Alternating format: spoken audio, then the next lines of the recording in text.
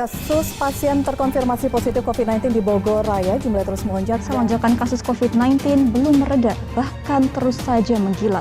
Penambahan kematian harian di Indonesia sempat tercatat sebagai yang tertinggi kedua di seluruh dunia. Dalam sepekan terakhir, rekor baru kasus COVID-19 setiap hari terlahir. Akibat lonjakan kematian pasien COVID-19, permintaan peti mati menembus angka 100 per hari.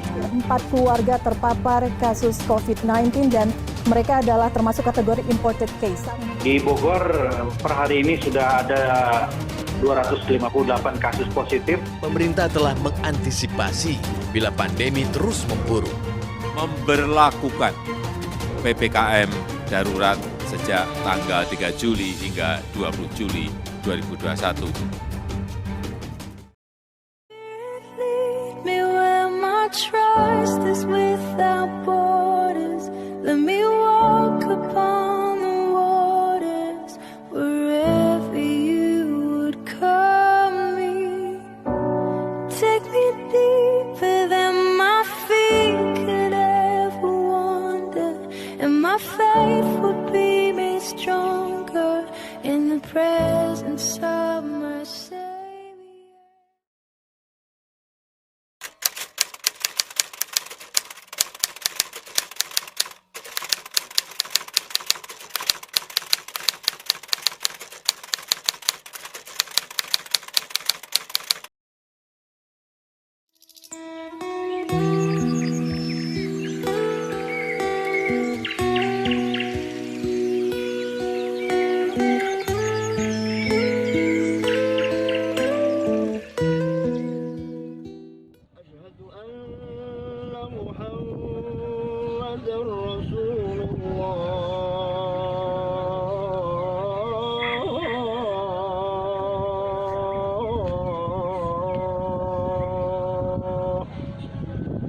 حي على الصلاة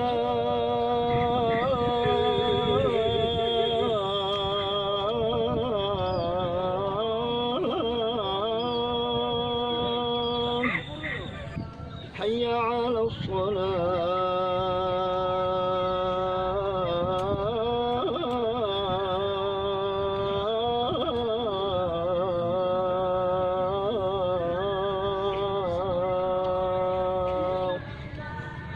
حي على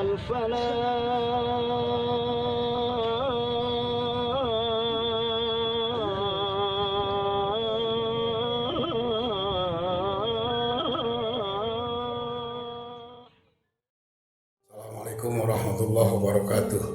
Bismillah, alhamdulillah, wassalatu wassalamu ala rasulillah ala alihi wa sahbihi wa tabi'in wa mawlah ma ba'du. Qala Allah ta'ala fi muhkam kitabih tabarukan bi dzikri wa a'udzu billahi minasyaitonir rajim. Bismillahirrahmanirrahim. Kullu nafsin dha'iqatul maut. Al-ayah wa Rasulullah sallallahu alaihi wasallam, al-mautu babun wa kullu nasi dakhiluh. Wa kama qala Rasulullah sallallahu alaihi wasallam. Kaum muslimin muslimat, mukminin mukminat, pada khususnya warga Kota Bogor, puji syukur kita panjatkan kepada Allah Subhanahu wa taala. Salawat serta salam semoga senantiasa tercurah limpahkan pada baginda Nabi kita Muhammad SAW, pada keluarga dan para sahabatnya, dan juga pada segenap umatnya yang senantiasa mahabbah dan mutabah padanya. Muslimin muslimat rahimakumullah, saat ini pandemi virus COVID-19 sedang merajalela khususnya di Kota Bogor. Banyak dari saudara kita yang meninggal dunia karena terpapar COVID. Mudah-mudahan mereka arwahnya diterima iman Islamnya dan mendapat ampunan Allah Subhanahu wa taala. Dan yang masih di rumah sakit, yang isoman di rumah masing-masing, semoga diberikan kesembuhan oleh Allah Subhanahu wa taala. Karena kita yakin Allah Maha tahu, Allah Maha penyembuh penyakit. Makhluk Allah, virus makhluk Allah, kita juga makhluk Allah. Kalau Allah menghendaki untuk sembuh, insya Allah bakal sembuh. Orang yang meninggal itu memang sudah sampai ajalnya. Kita punya keyakinan orang tidak bakal meninggal sebelum datang ajal. Dimana sudah datang ajal, tidak bakal bisa mundur 1 menit atau maju 1 menit. Hari itu, detik itu harus wafat, pindah ke alam barzah, ruhnya dicabut oleh Allah. Walaupun memang salah satu di antaranya syariat dengan terpapar virus COVID. Hadirin jamaah rahimakumullah, di mana kaitan kewajiban umat Islam dalam kepengurusan jenazah itu ada 4 kewajiban. Yang pertama, memandikan jenazah, mengkafaninya, sholat jenazah dan menguburkannya. Kalau jenazahnya yang bukan terpapar virus COVID itu harus dilaksanakan secara sempurna, baik memandikan, mengkafani, sholat dan menguburkannya sesuai dengan syariat fikih yang hukumnya wajib kifayah.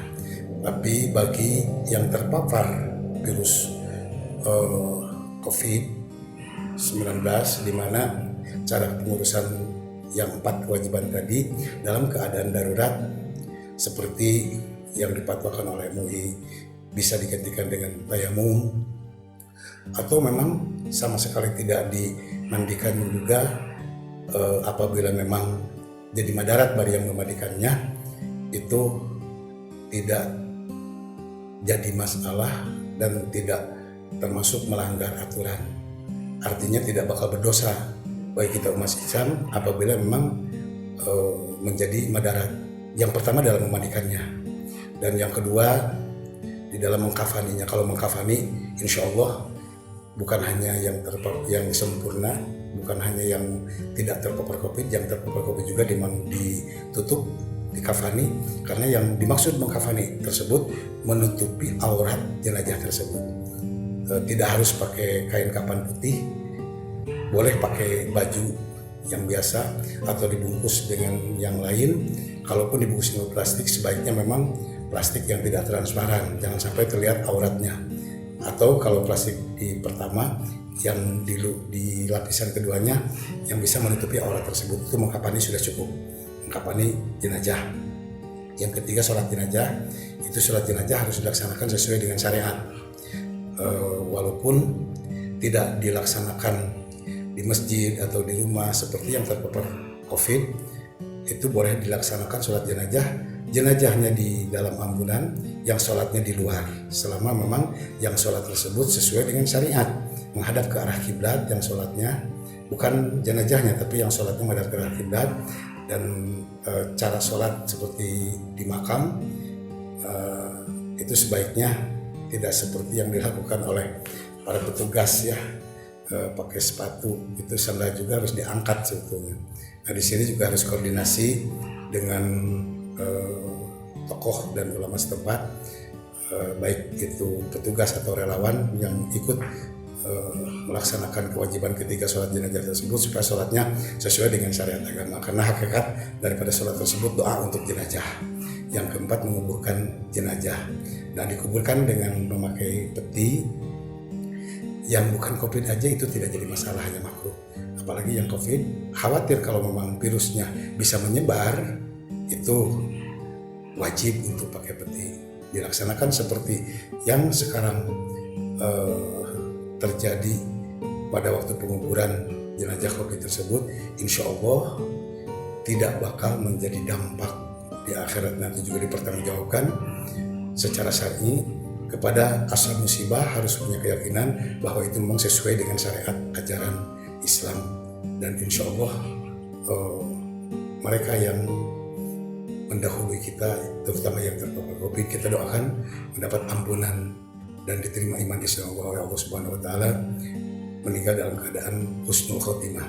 Sekali lagi, pada ashab musibah harus punya keyakinan di mana tata cara kepengurusan jenazah tersebut yang sudah dilakukan baik oleh para petugas dan relawan sesuai dengan syariat agama yang tadi saya katakan, insya Allah menjadi wasilah doa bagi jenazahnya, dan kita yakin tidak menyalahi aturan syariat ajaran agama Islam.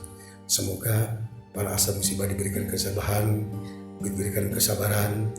dan juga jenazah-jenazah yang sudah dikuburkan mendapat ampunan, mendapat rahmat dan ridha Allah Subhanahu wa Ta'ala.